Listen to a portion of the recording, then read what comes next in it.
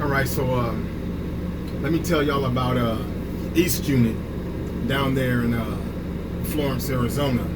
It's a part of Florence Complex. And East Unit was like a medium minimum yard. That was the lowest I can go to. Medium minimum. So any of the yards that I was on besides Reining Unit was medium max. And then Perryville was medium. And I thought it was minimum, but it was medium. So I might have said minimum in one of these videos earlier, but Perryville was medium. And then so was Barchy Unit. And then nope, actually Barchy Unit was medium minimum. And then I got over to East Unit. So in East Unit, the units were donated from one of the branches of the military, and they donated them Quonset huts. They're made out of tin, and they're shaped like an upside down U. And so we lived in there, and there was about 12 to 14 people in each. It's about 12 people in each Quonset hut, and they had groups of them. About 6 to 8 of them would form a cluster, and then you live in this cluster. I think I lived in G cluster, G, and anyway, it was pretty cool on that yard. They assigned me a job as a graveyard staff barber, and so I was cutting hair again for the staff. I was also cutting hair on the yard for the inmates. You know, I just did a lot of reading, interacted with a lot of people like usual. And I remember, in fact, speaking of that, some riot happened between the blacks and the whites, and I forgot what it was over, but I kind of want to say it was over a basketball game. Somebody fouled somebody. It was flagrant, and then because it was flagrant, the two guys wanted to fight about it, and so the politics in there make it to where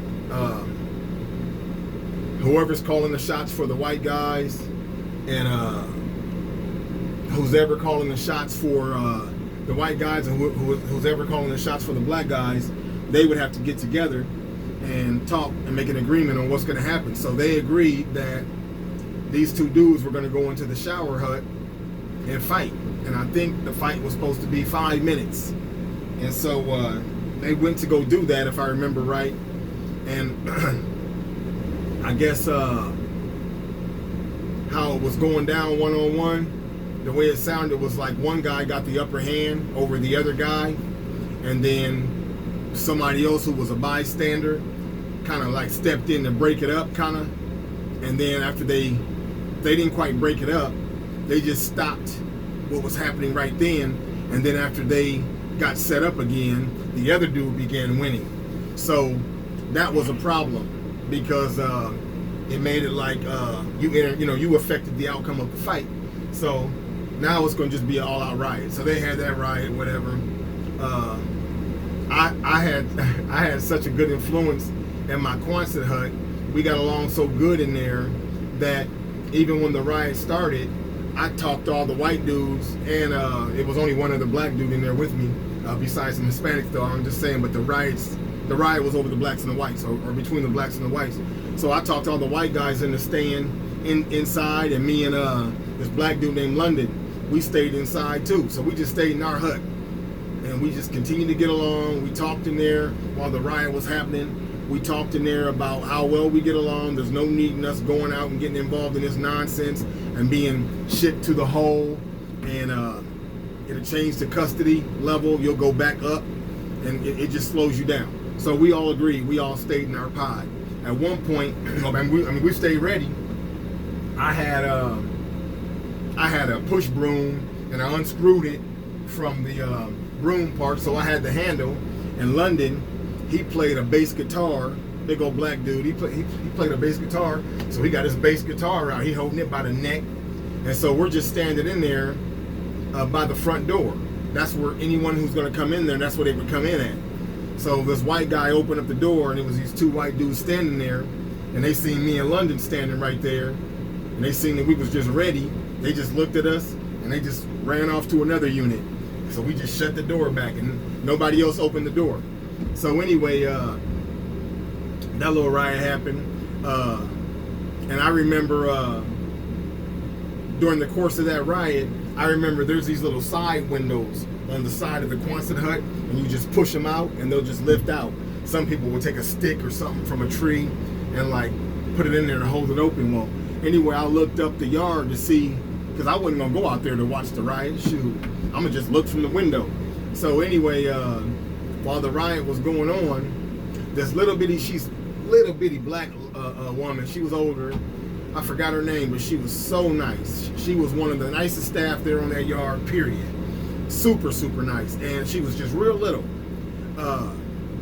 And she was assigned to, like, I kind of want to say,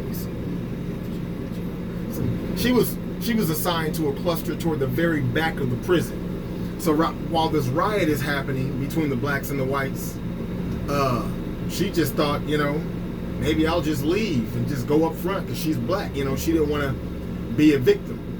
And I watched her walk up the yard from her cluster. When I opened up the window, I knew she came from her cluster because she was just still walking out away from the cluster. But I'm looking out the window at her. I almost just said her name. I'm looking out the window at her, watching her just walk up the yard. All this confusion is going on, and she's just going peacefully right up the center. Nobody bothered her at all because she was nice to everybody. So she did not become a victim or a hostage or anything like that. You know, that was pretty cool though. I liked it that. And I remember there was this one female guard that kind of liked me down there, and it never turned into nothing, you know. But anyway, this other dude liked her, and he got put in a hole at some point. He got caught with some weed. They went in his area and they found some weed. So he got put in the hole. So some dudes from his clique gonna pull up on me talking about Nebraska, man, they said you the one that told on our homeboy, you know, selling his weed, so you could get him out the way because you like that chick that he be talking to. So I told him, first of all, I ain't no snitch. First of all, we're gonna start with that. Don't come accusing me of telling on nobody, you know what I'm saying? Secondly, I never knew that this dude sold weed. I don't know him, I just see him. That's it, I just see him. I don't know him. The hell, how am I know he's selling weed? You know, whatever. And so he gonna tell me that him and the black dudes had a meeting about this situation. And now they decided they want to see my paperwork to see why I'm in Arizona doing Nebraska time. I told that dude, I said, well, I'm going to tell you like this. I said, I'm not bringing out my paperwork because you're not going to ask me for my paperwork like that. You ain't going to make me show you my paperwork so I can prove to you that I ain't no snitch. I said, this is what you can do. Or I said, this is what y'all can do. I said, y'all go ahead and come to whatever conclusion y'all want to. If y'all want to act like I snitched or whatever, just come handle it that way. Just come do whatever you're going to do, but just know you're going to have to kill me. And I also know there's going to be more than one person dying in that situation, and it might be you, I told him. And then when I said that, he seen how hostile I was getting. So he going to tell me, hold on, Nebraska, hold on, man, calm down, man. He was like, hold on, we didn't really have no meeting, man. I was just testing you, trying to see where your mind was at. So then I checked him. I said, man, don't come at me testing me, trying to see where my mind is at. I ain't no child. Like, what you think this is? Don't come to me sideways about all this nonsense and then talk about you testing me, whatever. I said, but like I said, I ain't testing. I said, like I said, y'all can go ahead and treat me like y'all think that I did something to cause this dude to go to the hole. So I said, I'm going to be over here in this cluster right now. That's where I'm finna go sit. That's where I'll be. And I just walked off. And yeah, that just had me mad. I just got kind of upset again right now. But anyway, I remember on that yard, I remember I said I was working graveyard.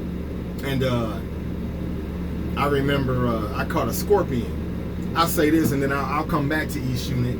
But I'm going to stop with this story. I caught a scorpion at night. I was out there outside of my little job area. There was this fence, and I used to do pull-ups at this little gate post. I used to do pull-ups and do some push-ups and do whatever. Well, while I was out there, I caught this scorpion. So when I caught the scorpion, I was like, man, what am I gonna do with this thing? Like, I ain't never caught no scorpion. I want to do something with it, you know. So then I looked around and I seen an ant mound, and you know, there was no activity there. It was nighttime. So I held the scorpion down with the stick, and then I took another small twig of the stick and I stuck it down in that ant hole, and I just jug it, jigga, you know, whatever. And then when I pulled that stick out, all them ants come pouring out of there. So right when they was all pouring out of there, I just used them 2 sticks like some chopsticks, and I just set that scorpion down on the top of them. And them ants looked at him like, you the one that just stuck this stick down this hole trying to mess with our queen? And that scorpion was trying to tell on me. No, he did that, man. Listen, them ants got all over that scorpion. They was literally all over that scorpion. You couldn't even see no more of the scorpion. The whole shape of the scorpion was covered with ants. And so anyway, while this was going on, it was entertaining for me. And so a guard came to get his hair cut. So I was kind of disappointed, so I had to go in there and cut his hair. Finished that, I came back out to see what was going on with the scorpion. By now, they done killed him. And they still over there messing with him and whatever. And somebody else come to get their hair cut. I go cut their hair. When I came out this time, they done already started dismembering him. They was dismembering him. And yeah, so all because I stuck that stick down that hole. But anyway, yeah, I'll pick back up. I got some more things to say about East Unit. That's where I was when 9/11 happened, and that's where I was when my dad died. I'll pick up.